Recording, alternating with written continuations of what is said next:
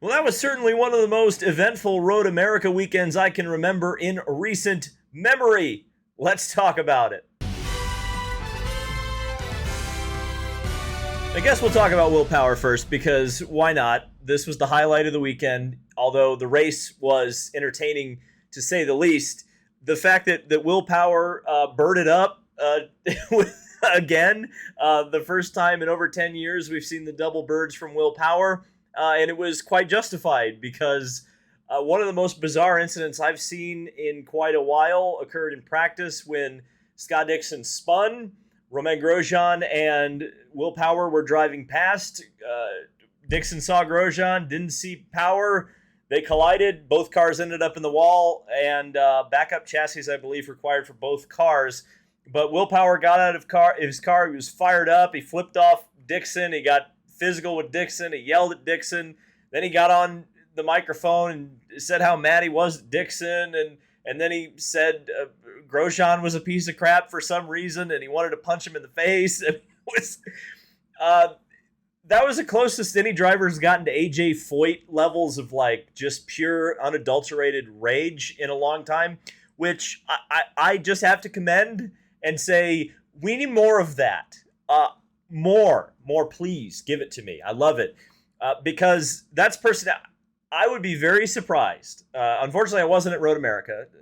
At some point we need to recover from going to racetracks for as long as we do. But I think the big thing for me is that I would be very curious how many Will Power shirts got sold this weekend, because, at the end of the day, this is to a certain extent entertainment, or at least it's entertaining to watch IndyCar racing. And when stuff like that happens, that is the peak of entertainment. It happened organically. Will was pissed, and Will just fired with all guns blazing on anyone and everything that was standing in his way. And I thought it was great. So, it wasn't a great weekend for Will Power, but it was a great weekend if you were selling Will Power merchandise. So, spoiler alert, I guess. Let's take a look at the results from Road America before I get into some of the bigger points that I want to address about the race itself. And it was Alex Palou taking just a fantastic win for Chip Ganassi Racing. We got a lot of things to talk about with Alex Palou. Stay tuned. But it's his second win in a row, his third win within 4 races. And if you count the pole position at the Indianapolis 500, the only thing he hasn't won in IndyCar in the last several weeks was the Indianapolis 500. So really, Alex Palou right now looking a lot like Max Verstappen right now in the sister series Formula One. Second place, Joseph Newgarden, who obviously has had a pretty good year up to this point as well. He was the guy who won the Indy 500 when Alex Palou did not. So Joseph in second. He was elbows out all day long. I think we're going to be talking about that as well later on. Pato O'Ward, who started on the front row, finishes in third. Scott freaking Dixon almost got a podium for Chip Ganassi Racing after having not only that incident in practice, but really up until the race seemed like it was one of the worst weekends of his career. But all of a sudden, top 5 finish for Scott Dixon. Why would we ever doubt Scott Dixon? P5 for Colton Herta. Again, another huge talking point here, because Colton definitely had the dominant car of the weekend on pole position. Looked like he was just going to run away with the race. And then they short-filled him on the last pit stop, and he fell to 5th, almost to 6th with Marcus Ericsson, who's still in 2nd place in the championship. Good result for Christian Lundgaard. Not a great one, but 7th place for the Rahal Letterman Lanigan team this year, I think, is exceptional. Scott McLaughlin driving the race sponsorship car in P8. Kyle Kirkwood, who we will talk about later, but I'll just say this right now. What a great... He's had a couple of amazing drives this season, and 2 right in a row, where at Detroit he was last after the first lap, and in this race he was last after the first lap, comes home in 9th position. Wow, incredible for Kyle Kirkwood. Alexander Rossi was up towards the front, but fell to 10th late in the race. Didn't look like he was enjoying his stint on the red tires very well. Graham Rahal in 11th position. Renus VK in 12th, highest Ed Carpenter racing driver. Will Power finishes lucky 13th on a weekend in which he stole all the headlines. Simon Pagenaud looked good at times in 14th. Elio Castroneves got a quiet 15th position. Santino Ferrucci qualified very well for AJ Foyt Racing. Unfortunately, wasn't able to translate it into the race. A lot of guys were using him up early on in the race, it has to be said. Ryan Hunter-Reay, who replaces Connor Daly at the Ed Carpenter Racing team for the remainder of the season, finishes 17th in his return to road course racing for the first time in over 2 years. Callum Ilott in 18th, again a driver who was running well until he wasn't. Augustine Canapino right behind him in 19th place. Felix Rosenqvist looked like he was going to have a good day, then he wasn't, then he did look like he was going to have a good day, and then he ultimately didn't have a good day in 20th position for Arrow McLaren. Benjamin Peterson, again a good qualifying effort from him and the AJ Foyt Racing team, didn't translate into a result. Stingray Robb had a big off-track excursion at one point during the race in 22nd. Devlin DeFrancesco had an absolutely fantastic qualifying run, was running within the top 10, but finishes 23rd, which is, I think, a very disappointing result for him, which would have ended up being, if he had finished where he was running early on in the race, would have been easily his best result ever in an IndyCar. Marcus Armstrong finishes in 24th after a couple of off-tracks towards the end of the race, but he was running very strongly early on in the race. Romain Grosjean definitely, I would say, had his worst weekend as an IndyCar driver, and especially the worst race, I would say, of his IndyCar career, just all over the place the entire time. I honestly wonder if there was chassis damage to that car from a couple of his off-track excursions, because the amount of times that car was all over the place, going off the track, off the road, maybe it's all driver, but I mean, it's hard to believe that the driver would make that many mistakes in a row. Jack Harvey made a mistake on a restart and never recovered from it. I believe he finished one lap down. And David Malukas, the only true retirement of the race, in 27th. That was some sort of a mechanical issue. So the first thing I want to talk about are the avoidable contact penalties and a bit of inconsistency that I saw with them in particular. Number one, Kyle Kirkwood was given a penalty for the contact on the first lap with Pato O'Ward. Fair enough. He got in too late into the corner, nailed Pato O'Ward in the back of the car. We've seen at Long Beach before that caused Pato O'Ward to literally lose a championship. So that kind of contact certainly can hurt somebody for sure. Although Kyle Kirkwood spun himself, was, for all intents and purposes, last on the racetrack. Race control gave him a penalty anyway. And so, fair enough. But later on in the race, there were a couple of instances where we saw some contact that was not called for avoidable contact. The most egregious one, I thought, was the one where Rinus VeeKay sent it on Felix Rosenqvist. Felix ended up flying off into the dirt, off into the weeds. And Rinus really wasn't alongside of him. He didn't even have a wheel alongside of him going down into turn number 4 at Road America, or is it 3? Is it 3 or 4? I can't remember. It was 3 or 4. It was the one before turn 5, and as strange as that is to say, it could either be 3 or 4, if that makes sense. But, Rinus shoved it in there, made contact. Felix spun out. And so if Kirkwood got a penalty and self-spun himself, Rinus didn't get a penalty for spinning someone else out. But then Rinus got a penalty anyway for something completely different, which was an unsafe release. I didn't understand what was going on with some of the rulings on contact. I did understand I understood, don't necessarily agree with the calls about shoving drivers out all the way out to the edge of the track, like we saw Newgarden doing. Within the rules, that is allowed. I don't know if it's necessarily a sporting thing to do. I don't know if I necessarily agree with the practice of it, but it's within the rules to do it. So yes, it's a good no call, especially in particular the one that Lundgaard complained about with Newgarden shoving him out on the grass at the exit of turn 5. But in general, I don't know if I really. I mean, you also don't want to make it so that a driver can't defend his position. But I think it's going a bit far with the shoving guys who are on the outside of you out into the dirt. Because you're essentially, what's happening now is you've kind of taken away the outside groove, the outside opportunity to pass going into turn 5, because all the driver on the inside has to do is just not give you room on the exit, and then eventually you'll end up in the grass. So I don't know what would need to change with that, but that's a minor complaint on my end. A major complaint for me, and I don't think you can implement it at all tracks, or maybe even you shouldn't implement it at all tracks. And for example, this would never work at Iowa, right? Iowa is too small of a track to do something like this, or even the Indianapolis 500 where the stakes are so high, although the track's probably long enough to do it. But I think at Road America in particular, maybe some of the longer road courses, IndyCar really needs to look at implementing slow zones like we saw at the 24 Hours of Le Mans. And yes, I understand. I went to Le Mans, trying not to make it my entire personality, but I think it's important to bring up because I thought the slow zones, seeing them in practice, I've seen them at Sebring for the World Endurance Championship when they raced there, but particularly at Le Mans, you had a major problem in that particular 24-hour race where full course yellows and safety cars would come out, and it would really hamper the action and hamper my enjoyment as a fan.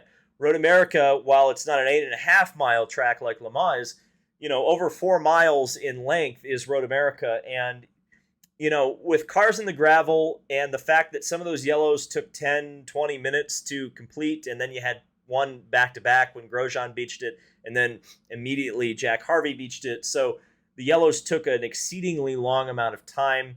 You now have the digital boards all over the track. Theoretically, you could do a slow zone. These cars are capable of doing 2-stage pit limits.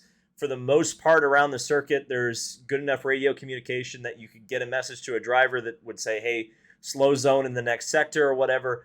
I think you can and should look into doing that sort of a practice at a track like Road America. I think it would make the show a lot better. It would eliminate the need to do that whole silly pit stop thing where they don't throw the caution flag until everyone pits, and it would keep the race green on most of the track, and I think that would be good for the spectators and the television audience, because I can tell you this, as a part of the television audience this week, and unfortunately because I was not in Europe, I did not get commercial-free IndyCar this week.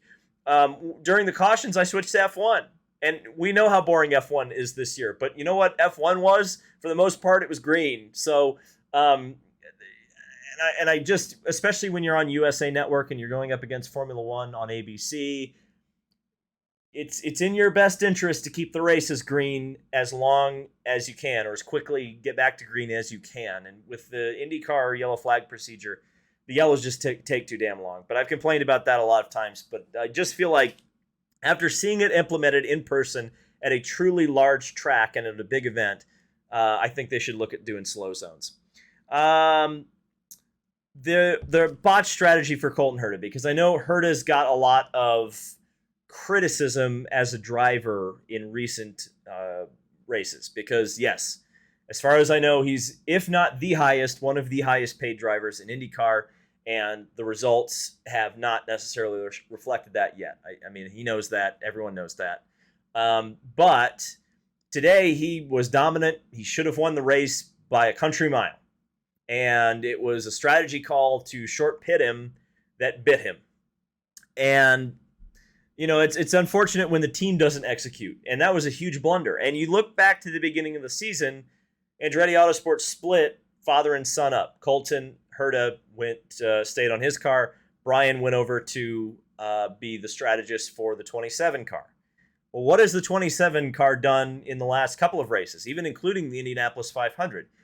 That car has been deep in the field, and it has worked its way up through the field, through strategy and through good driving from Kyle Kirkwood. So the Brian Herta factor still working. It's just on the 27 car now. And the question, I think, came up a couple of times on Twitter today. It was like, well, would Colton have won the race with Brian Herta? Probably. I don't see why he wouldn't have. And, why, hindsight is 2020, right? Why they made that strategy call, I'm sure they had the reasons. I mean, I'm sure it was much like the Marcus Armstrong call as well, where it was like, what are they doing? Because they stayed out on one of those restarts and I guess we're hoping for a yellow, but ultimately it just cost Marcus Armstrong a top 10 finish for really no reason, and that was really no fault of Marcus Armstrong's that he was that far back in the pack. So, disappointing for Colton. And again, when we're looking at like it doesn't look like Formula One's going to expand at all. So whether or not Andretti gets an entry, your driver is still not going to have a super license. And when your team doesn't perform and doesn't help him do what he needs to do, neither of you are going to accomplish that goal one way or another. So that's a bit disappointing, and especially disappointing for Colton Herta. Speaking of someone who does have a super license, though, Alex Palou. He has driven the best out of anyone this whole season. That's not a surprise. If you look at the results, his worst finish to this point has been 8th. And, kind of much like Scott Dixon has in the past, even when he does have issues such as the Indianapolis 500, getting into contact with Rinus VeeKay in the pits, he still finished 4th in that race.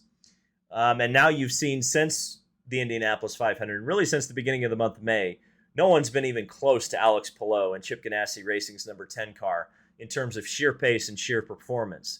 The strategy was there. The driving was there. I still think Herta would have had a tough time, even if he had been on the right strategy to finish the race full beans. I think Palou would have challenged him, if not passed him, just from the sheer pace that Palou showed. Because once Palou got past Herta, it wasn't like Joseph Newgarden challenged him. Palou grew the lead and didn't look back. And I guess that's what I'm going to come to the final point of this video with, is that I just cannot believe, because with the facts that we have right now, I'll just give a very big caveat there before I say this, is that the plan is that Alex Palou is not going to be racing for Chip Ganassi Racing next year. That's the plan. We went through this all last summer. We had a whole big thing that ended in court with that. However, this team is operating on such a high level right now, and that driver is operating on such a high level. If there's not a Formula One seat available for him, why would you change teams? I guess I would also say this, is which drivers who have gone from Ganassi have performed better at McLaren in IndyCar? That would be the other thing that I would say. Because,